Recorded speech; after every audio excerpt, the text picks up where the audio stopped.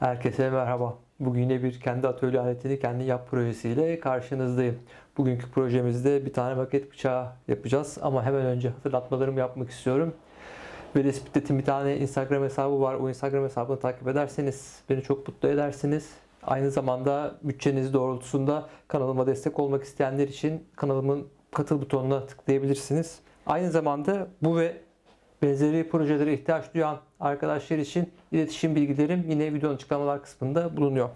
Şimdi bugünkü projemize gelecek olursak hiç abartmış olmayayım ama sanırım geçen sene içerisinde yaklaşık 10-12 tane maket bıçağı alıp atmışımdır, eskitmişimdir. Kimisinin tutma kulbu bozuluyor, kimisinden bıçak tutmuyor, içinde bıçak düşüyor, kimisi kırılıyor vesaire gibi pek çok sebeplerden dolayı aldığım maket bıçakların pek çoğunu atmak zorunda kaldım. Hemen bir ampul yandı kafamda. Neden kendi maket bıçağımı yapmıyorum diye. Dolayısıyla bu projeyi hayata geçirmiş oldum. Maket bıçağını yaparken daha önceki projelerden kalmış olan altın alüminyum parçaları kullandım. İşte 2,5 milimetrelik alüminyum lama. Hatırlarsanız bir tane pantograf yapmıştık. O pantografın parçaları. Alüminyum koşe profiller ve perçinleri yapmak için de bir parça pirinç tel kullandım. Ve sonuç bu. Bence müthiş oldu. Umarım siz de beğenirsiniz. Ben lafı fazla uzatmayayım. Gelin dilerseniz projeye başlayalım. Zaten videonun sonunda tekrar birlikte olacağız.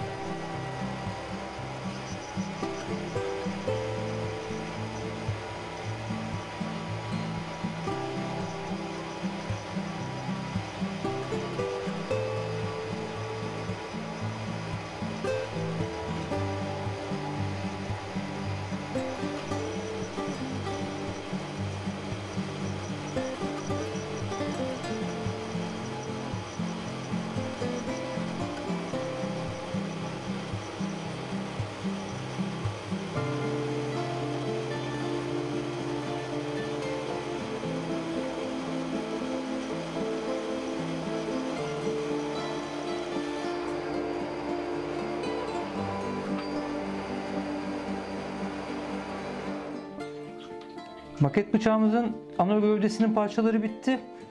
İşte üst, alt ve orta parçalar. Frezede kanalları açtım. Burada maket bıçağın takıldığı, bıçağı ileri geri hareket ettirdiğimiz kulp olacak. Buradaki kanal biraz daha geniş. Buraya cıvata takacağız ki üst parçadan çıkmasın diye daha geniş yaptım bunu. Pirinç altı köşe bir parçadan burada hareket edecek bir tane cıvata yapacağım şimdi tornada. Bıçak değiştirmek istediğimiz zaman da buradaki delikten bu cıvata kolaylıkla sökülüp takılacak. Şimdi bu parçadan bir tane cıvata oluşturalım. Ardından maket bıçağını birleştirip perçinleyeceğiz.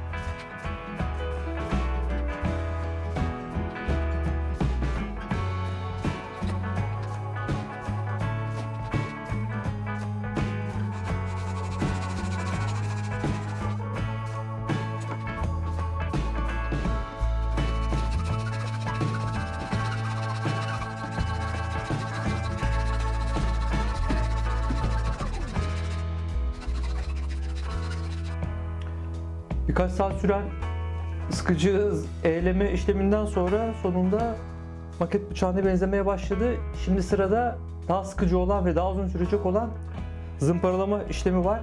Ben çok fazla vaktinizi almamak için bu zımparalama işlemini atlıyorum. Ama özetle 300, 600, 800, 1000 ve 2000 kum zımparalarla uzun süre zımparalanacak. Üzerinde hiçbir çizik kalmayıncaya kadar. En sonunda polisaj taşıyla güzelce keçeyle parlatacağım. Ondan sonra projemizi sonlandırmış olacağız. Ben artık mengeneye bağlayıp yavaş yavaş zımparalama işine başlayayım.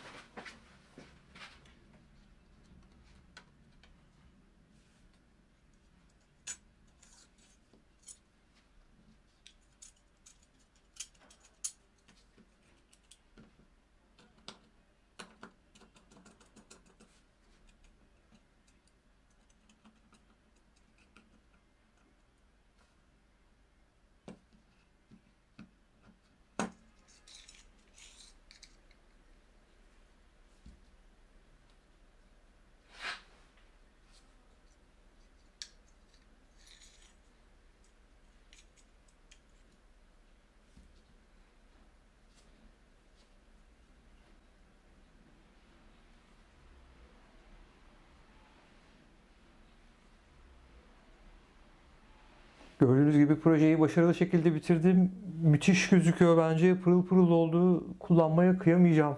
Gerçekten şahane gözüküyor. Biblo gibi oldu. Bu polisaj macunlarını, polisaj taşlarını daha önce ben hiç kullanmamıştım. İlk defa kullanıyorum ve müthiş sonuç veriyor. Bir arkadaşım önerdi bana bunları. Zaten bunlar da kendisinin ödünç verdi bana sağ olsun. Kullanayım diye. Kaç çeşidi varsa gidip hepsinden alacağım bunu. Müthiş oldu. Çok güzel gözüküyor.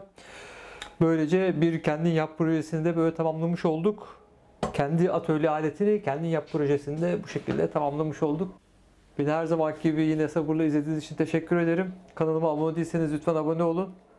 Abone ol kutucuğunun yanında küçük bir tane çan resmi var. O çan resmine tıklayarak bu kanaldan gelen bildirimleri almak istiyorum derseniz beni çok mutlu edersiniz. Bir dahaki videoya kadar kendinize çok iyi bakın. Şimdilik hoşça kalın.